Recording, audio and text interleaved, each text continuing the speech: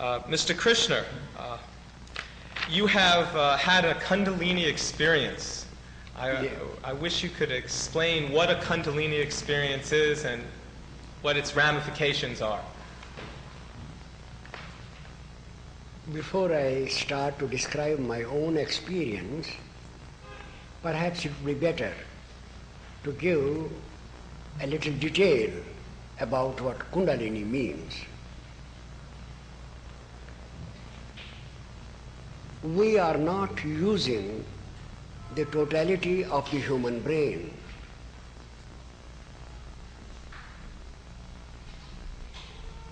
According to various estimates, most of us use only 10% of the brain, and according to some, only 8%.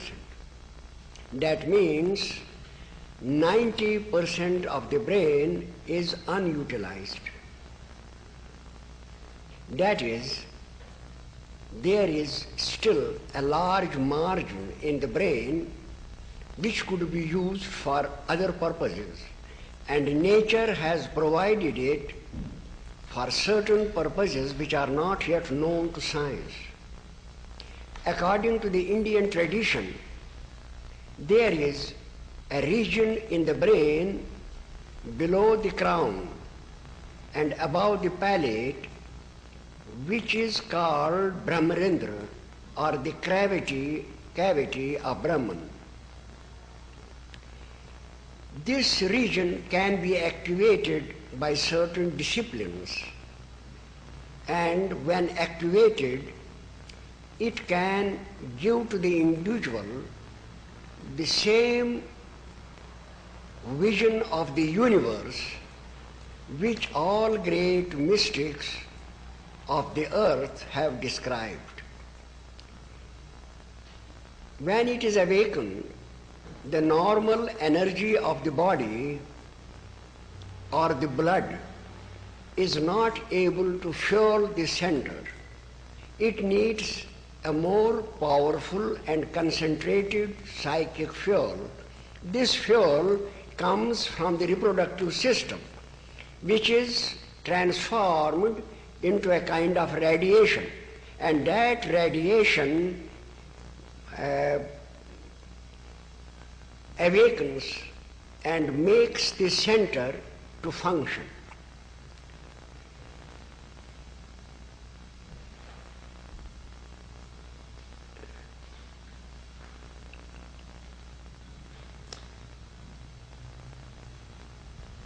In my case, the awakening occurred at the age of 34 in 1937. I had been meditating for 70. You can keep on talking. Keep on, the camera's rolling. For 17 years, and then all of a sudden, during Christmas, while I was sitting cross-legged in a state of meditation, a strange thing happened. Something exploded in my brain, and a current of silvery light rising through my spine irradiated my whole brain, and I felt myself expanding in all directions. This expansion was so incredible, so amazing, that I thought that something unusual had happened in my interior. After this, I had 2 other experiences of the same kind after short intervals, and after that it ceased. But something was changing in me, and I could perceive this change for many, many years, day and night. In fact, I passed through grave crises during that period. Finally, I became stabilized in that condition of consciousness in my, I should say, 49th year. Since that time, I am living in that condition. That is, before my 34th year, I was living in this world, thinking, seeing, perceiving in the same way as other people do. But since my 49th year, I am living in two different worlds. One is the normal world of senses and the reason. The other is the world which is much higher, much more happy, and which is totally against, apart from anything that we can know of the earth. It is the world of consciousness.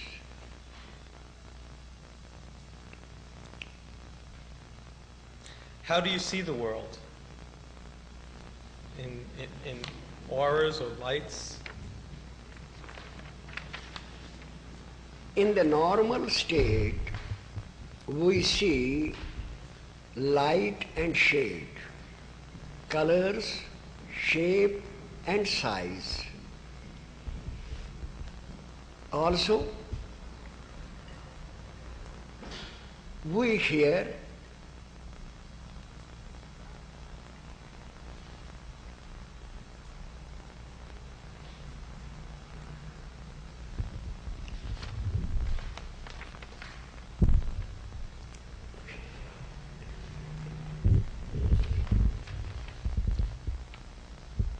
we know what all people perceive of this world.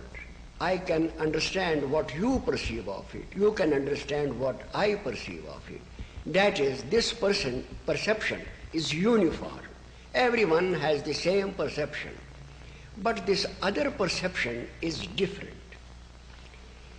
In this perception, you do not see the world as a solid, real, objective creation. The real objective creation is consciousness. You see consciousness everywhere. You see the ocean as if it is living. You see a mountain as if it is living. You see the sky as if it is living. You see the earth as if it is living. You see life or consciousness everywhere.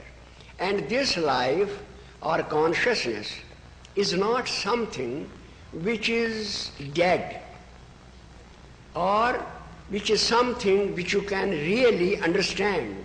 It is unfathomable, it is a wonder, and every time you see it, you perceive it, the wonder grows deeper. I am never tired of sitting in quiet and reflecting on myself. I am never tired at looking on the sky. The sky to me does not appear as it appeared before my 34th year. It is so fascinating. It is such a beautiful vision that I would like to look at it for days and months on end. In other words, in the interior, a fount of happiness, a new kingdom, I should say, is opened.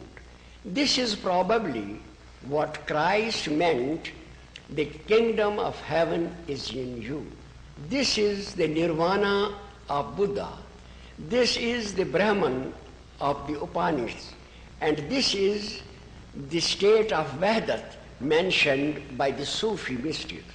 In fact, in this unitive state, what we perceive is consciousness in its majestic form, in its glorious form, and not consciousness as a point looking through the eyes or hearing through the ears, but a consciousness which has its own channels and which knows that it is the master and not the slave of the material forces, which knows that it is the creator, it is infinite, it is deathless.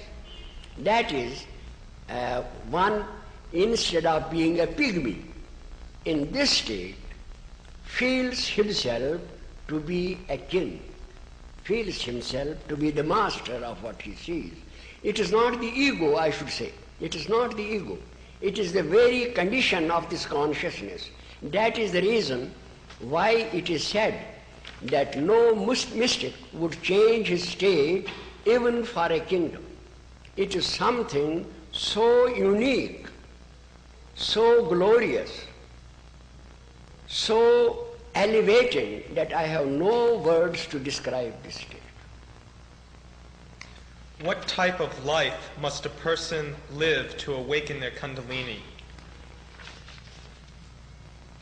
In order to make this clear, I would like to say that it is not Kundalini. Kundalini is the power, the mechanism. But actually, what we do is awaken to activity a certain region in the brain.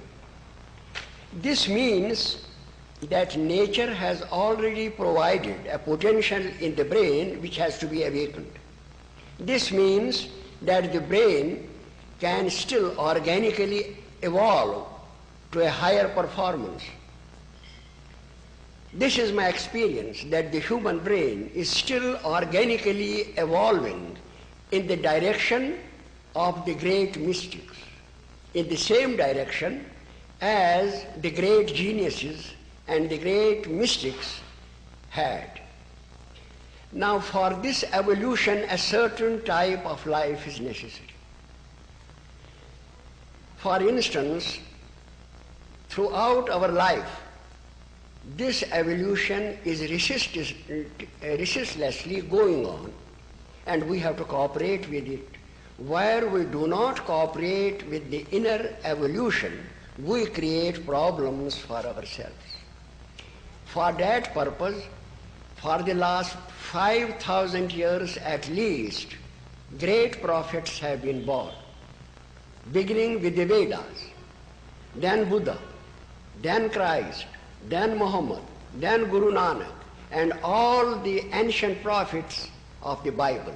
They have been born time after time, and they have given some teaching to mankind, which was, in other words, a direction for how to live while the brain is evolving. The Sermon on the Mount, the Ten Commandments, the discourses of the Buddha, the Bhagavad Gita, and all those directions contained in the religious scriptures of the earth. I mean the basic tenets. They are all meant to regulate our life so as to live in harmony with the law of evolution which governs our lives. This is the secret. This is the secret of why there is religious revelation.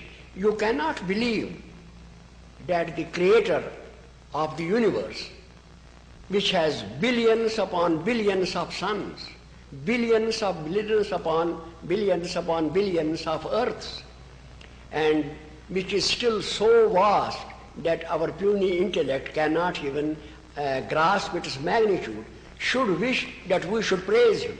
That is not the case.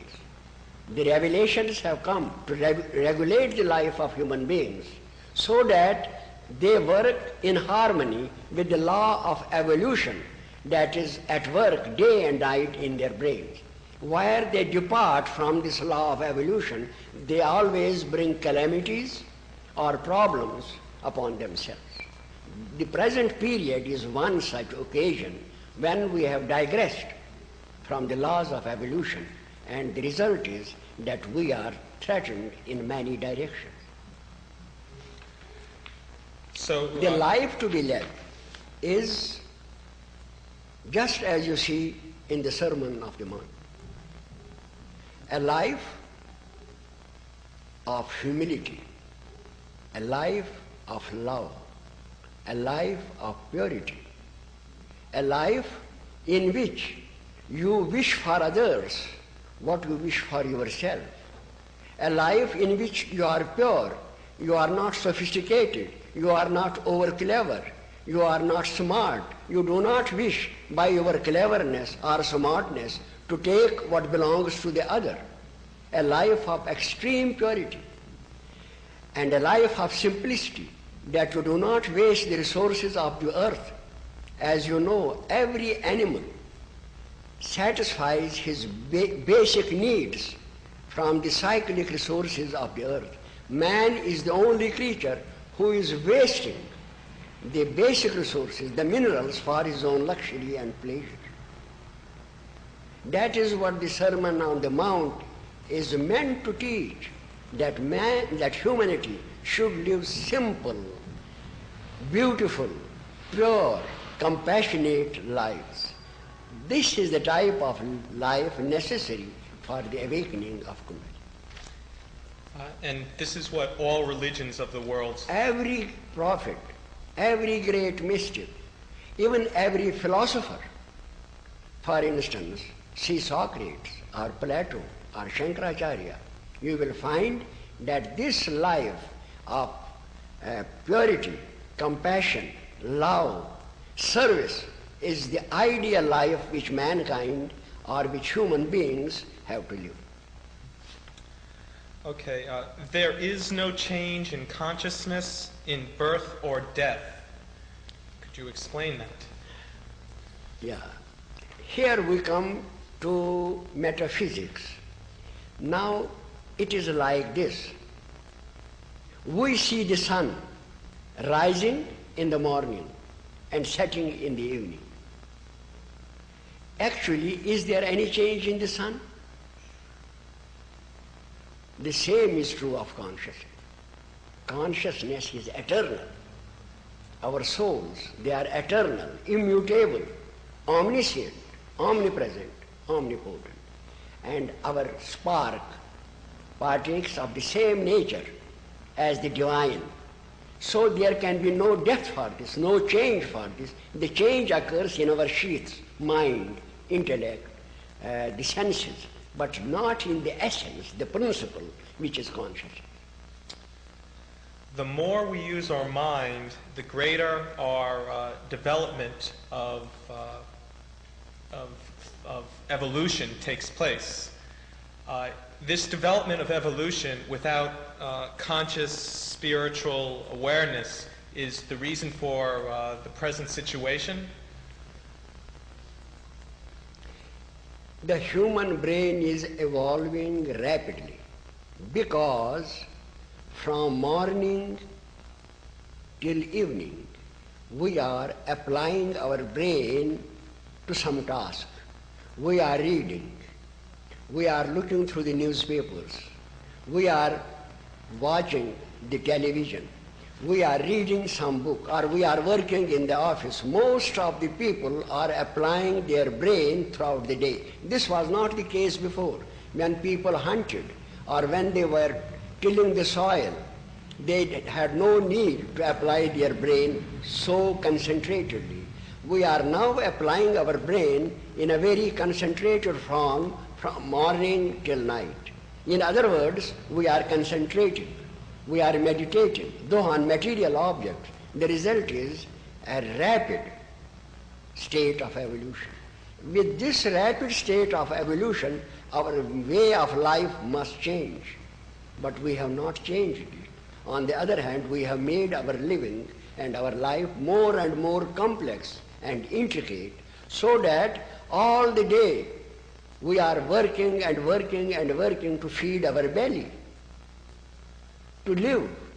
We are giving no time to the mind, we are giving no time to the spirit, we are not giving any thought to it. The result is that there is a disproportionate evolution.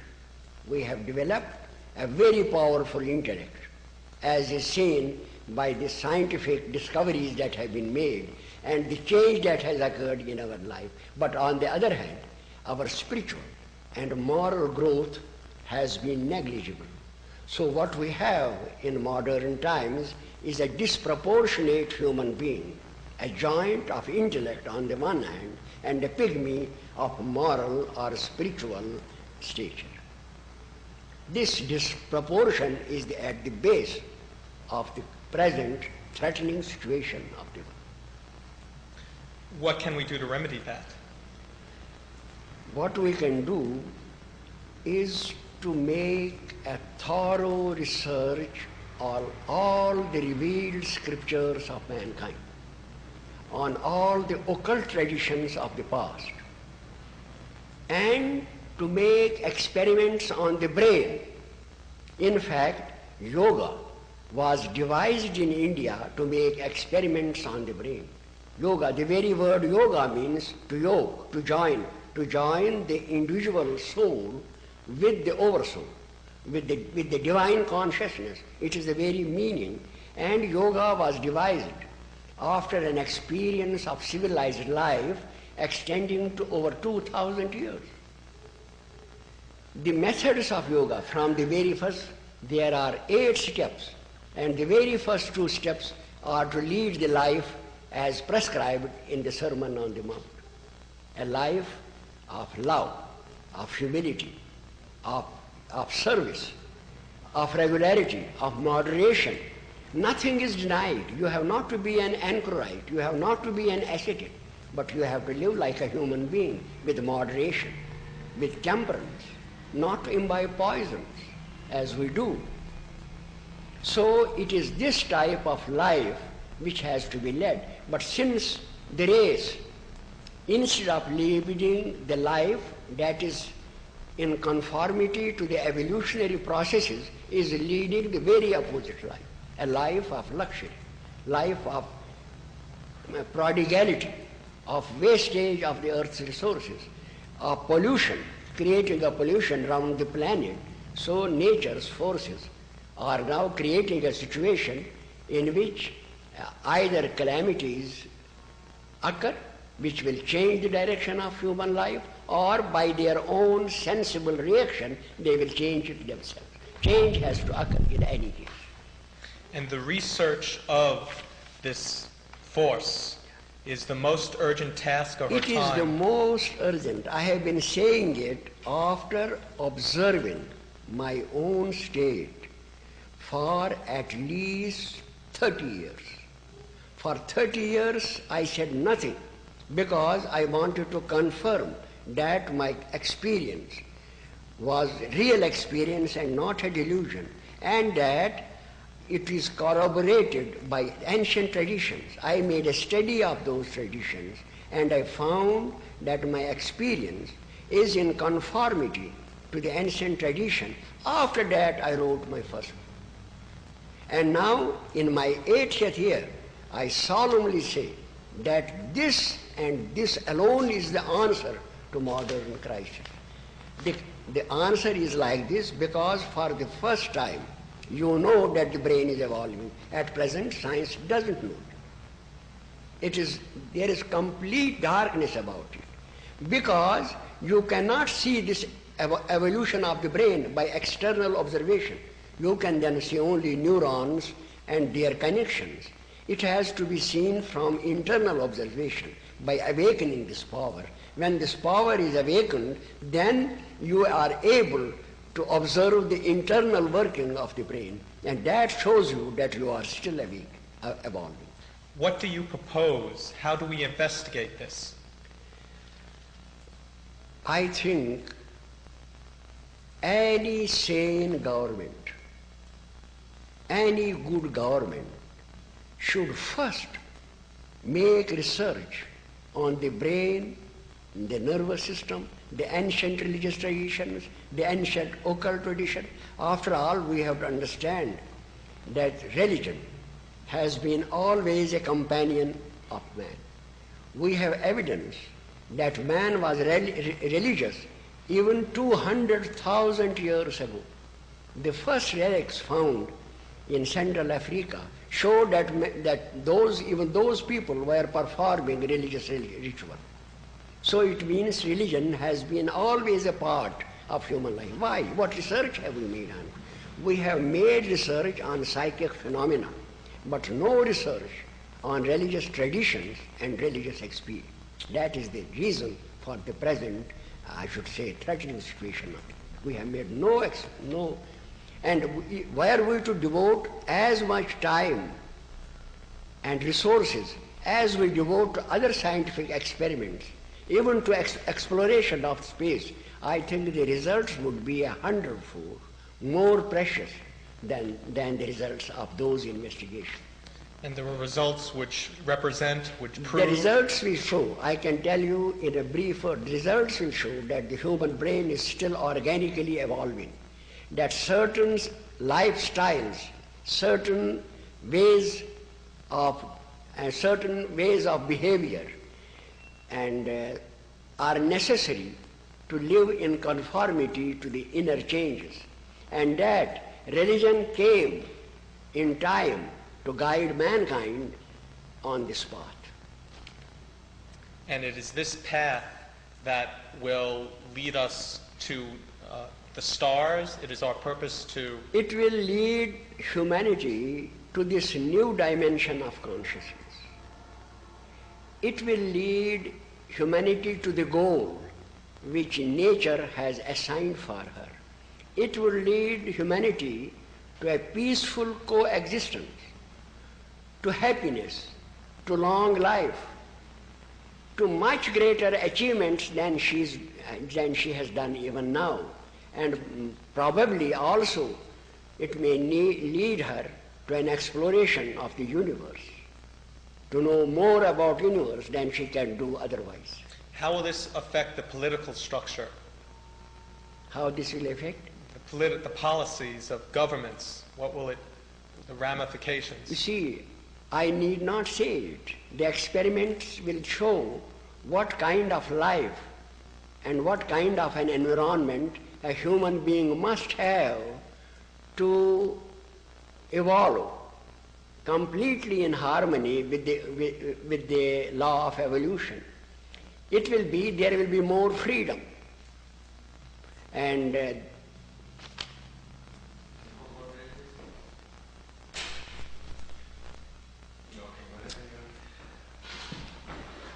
I believe that things...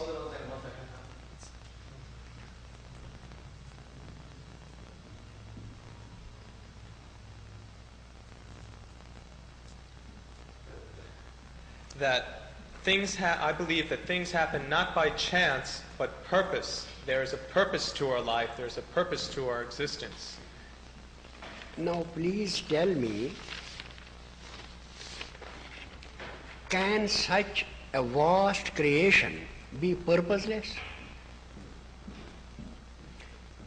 Can such a vast creation come out of nothing?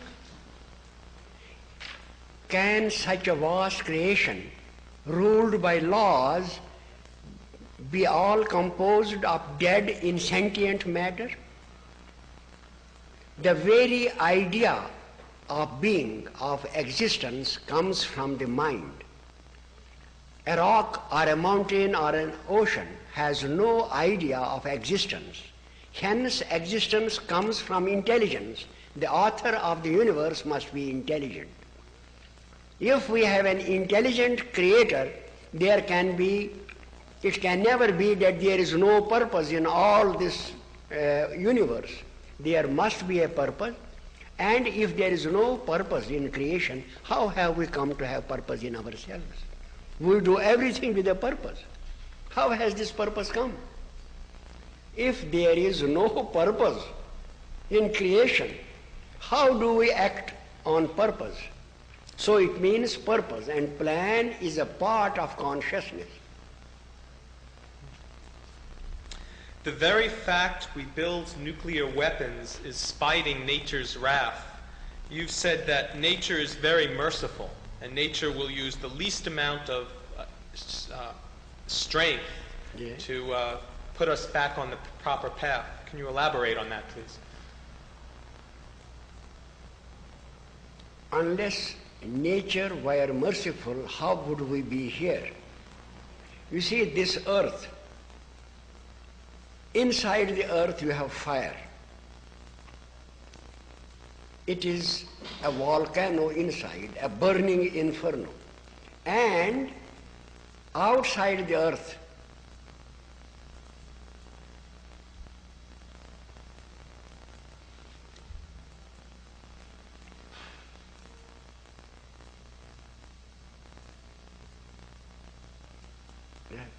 Yeah. Now, inside the earth, you have fire. Outside the earth, you have fire. You have cosmic rays coming, for which you have an umbrella known as heaviside layer at 50 miles from the earth. If you didn't have this heaviside layer, there would be total destruction of all life in a short time. We are so protected that even one single slip or error can destroy the whole of life on earth. If nature were not merciful, how could we live? The very fact that we are alive and we are able, and that all these hazards around us are controlled by other powers, it means that nature is merciful and kind. And that even though we are building nuclear weapons that is spiting nature, that nature will be merciful in our... It gives us chance after chance. Just as we overeat and go on overeating, many, many times nature forgives us. But when we indulge too much in this bad habit, then one day we have a severe pain in our digestive organs. Similarly, in other things, we have great reserves in our body which help us when we depart from laws of hygiene or laws of health. So the nature is very merciful in these things. But when we overdo a thing, then naturally disaster overtakes us.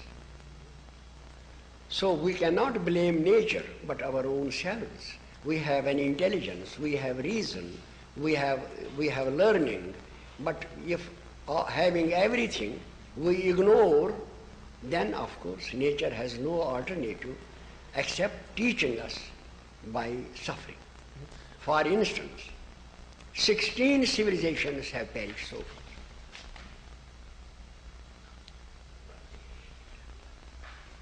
And we are not even aware what reasons prevailed that made those civilizations at the height of power to mingle with the dust.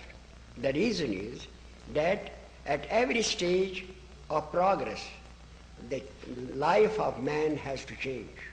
For instance, a child grows up. He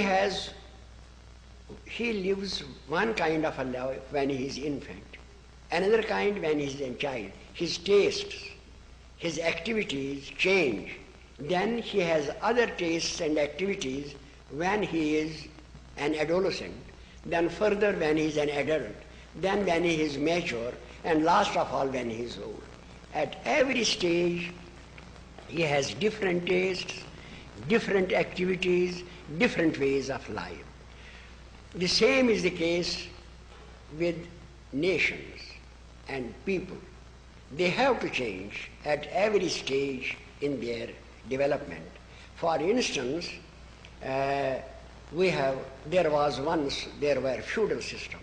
Before that, there were clans, tribes, or monarchy, but now we have democracy. So even the systems of our government are changing. Why? Because our brain is evolving. But when we stop living according to the laws of our evolution, we deteriorate and degenerate. This is also happening at present. So if a man wants to go into his room and hang himself, no one could stop them, and this is what we're doing by building nuclear weapons? Yeah. When we deviate from the path, we invite suffering and disaster for ourselves. There are even devices in our own brain. There are devices in consciousness which, when we digress, we invite a calamity or a disaster. What's to stop an insane leader from blowing up the earth? Yeah. Yes, for instance, we are devising nuclear weapons. There is no sense in that. War can be fought even without nuclear weapons, but we are devising these weapons to punish ourselves. So what is the hope? Where does the hope come from?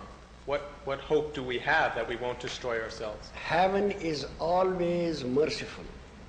If we analyze the cause of our present dilemma and crisis and try to change that, try to live more in harmony with the laws of evolution, this threat will be averted. But if we continue like this, there is no chance. We must suffer. What would you tell the leaders of the world? What do the leaders of the world have to know today? The leaders of the world have to be convinced, and for that conviction, experiment is necessary. The analyzation of Kundalini energy, of brain. The brain. Brain. We can keep the name aside. The brain, we have to show that the brain is evolving and that this evolution needs a certain kind of harmonious life. If this life is denied, then man degenerates and brings calamities upon himself. You have the Kundalini Research Foundation in Canada and Switzerland. I wonder if you can explain to the public what that is. And yeah, what it can means. be started anywhere, and it would be good if it is started at many places. The United States also can provide a beautiful environment for this experiment. You propose taking 100 people and... For experiment, 100 people will be needed. But for running the organization, we can have any number. And these 100 people will live a life prescribed, and hopefully out of this 100... People who have a deep passion for spiritual matters and who are prepared to mold their lives in consonance with the spiritual laws would be more welcome in this organization. And out of the 100, maybe 4 people will have Yeah. Out of 100 to whom the disciplines are given, maybe 3 to 4 may show these symptoms after some time, which scientists can observe. These would be what would examples of this be? What? Examples of these 4 or 3. What would they react to? What would actually happen to them? What will happen is that the brain activity will be increased and its effect will be found all on the body.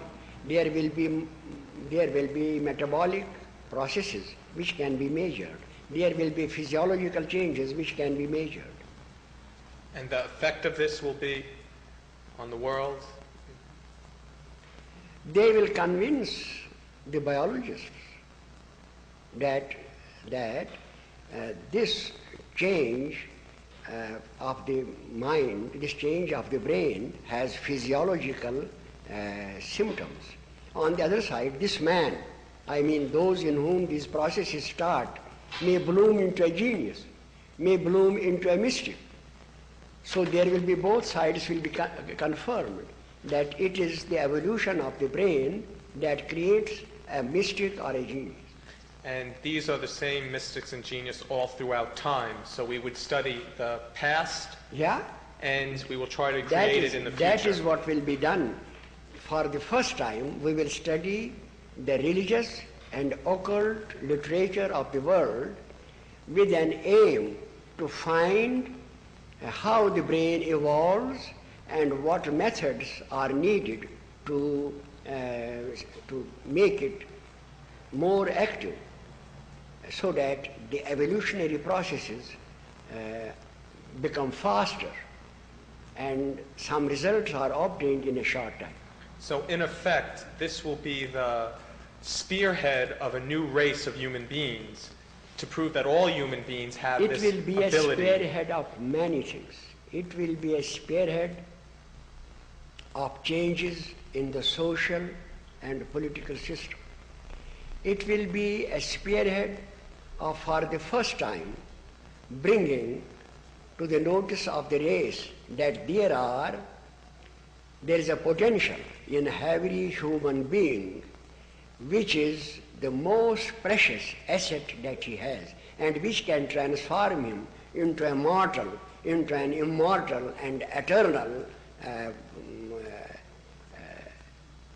source of happiness. Is this what evolution has meant for humanity's destiny, and it is inevitable for this to take place?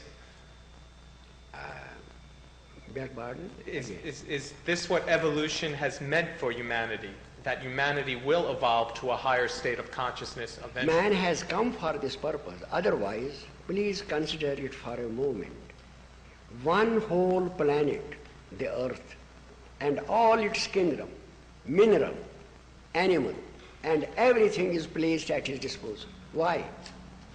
Because man has to attain to other states of consciousness for which all these resources are needed by him. Otherwise, if it is a planned creation, it would be useless to put all this at his disposal if he has nothing to do, only to live like animals.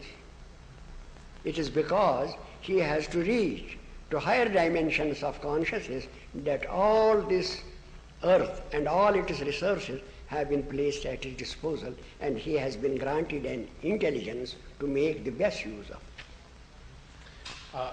Strong love from birth, a strong mother and father, a strong loving environment, a strong culture will help develop this? The attributes I can't say strong, but I can say that a more harmonious, more peaceful, more happy, more contented humanity will come out of this. And then in every generation there will be some people who have reached the higher dimension. They will be the rulers, political leaders, scientists and educationists. They will guide the race to rise higher and higher and higher. And we don't have a spiritual leader of that magnitude today.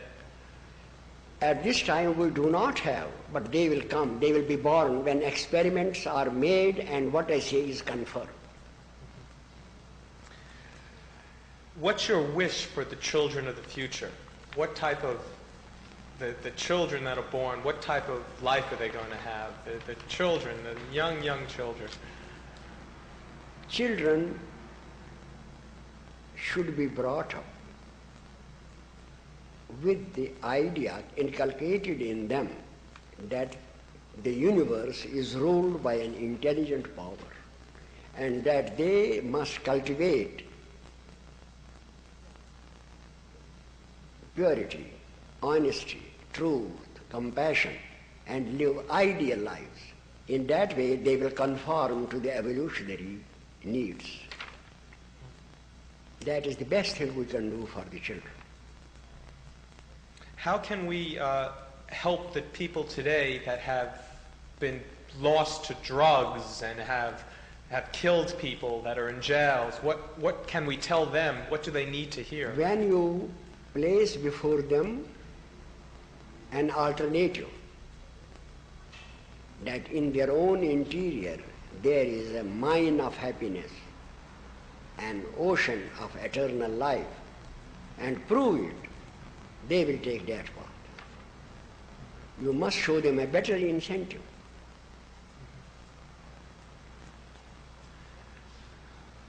What do we need to evolve? What do we physically need?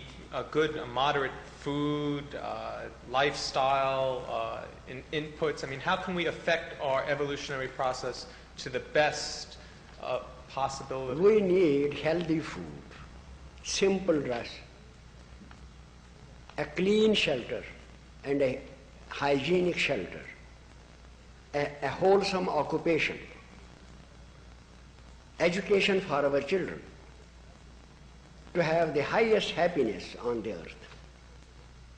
Happiness comes from the mind, not from the body. A man may have all the luxuries, but his mind might be depressed. He will never be happy. It is the mind that gives us.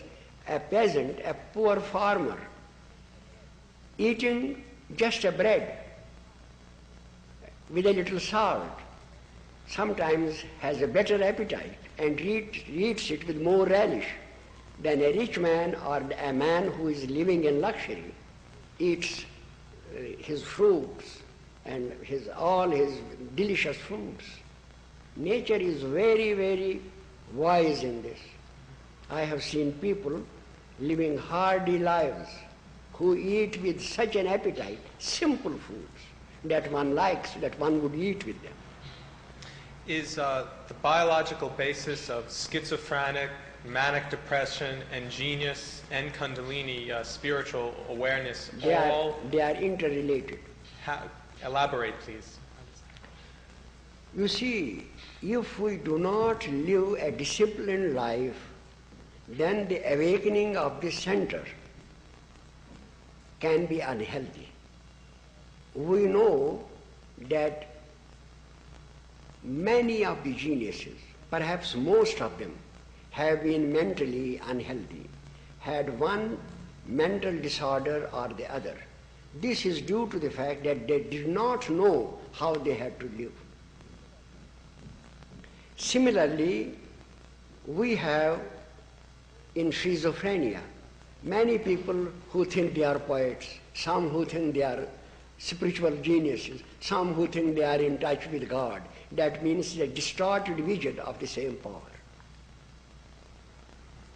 It means that their Kundalini, if that's the right word, is off balance, isn't being treated. It means that the system is not pure and that the energy is not working in a healthy way.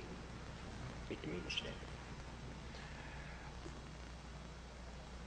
Do you feel that there are other life forms beyond our life secular existence? Are there in the universe? There can be, in the universe, there can be different species of life, more intelligent than we are.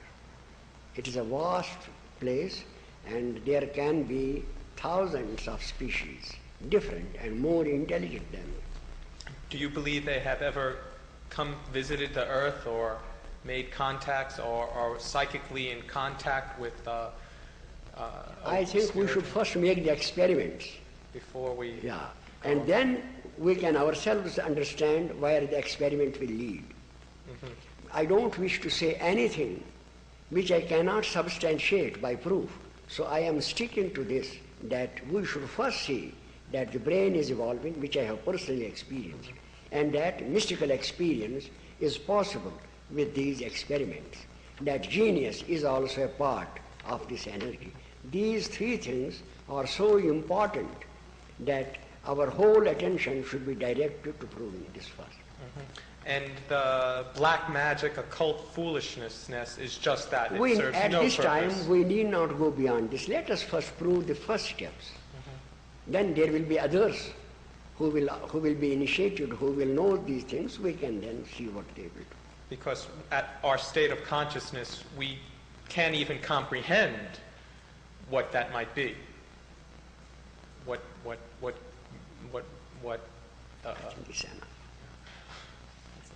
How can you please recite the last verse in the present crisis? Pardon? The last poem, the last line. You have it. It says in the time. You have it memorized. What does it say? The last. This is. The hope is never near human hearts, and blank despair is nearer the only course for those...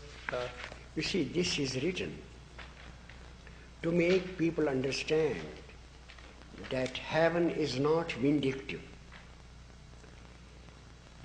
that heaven is compassionate and merciful, and that if we continue to transgress,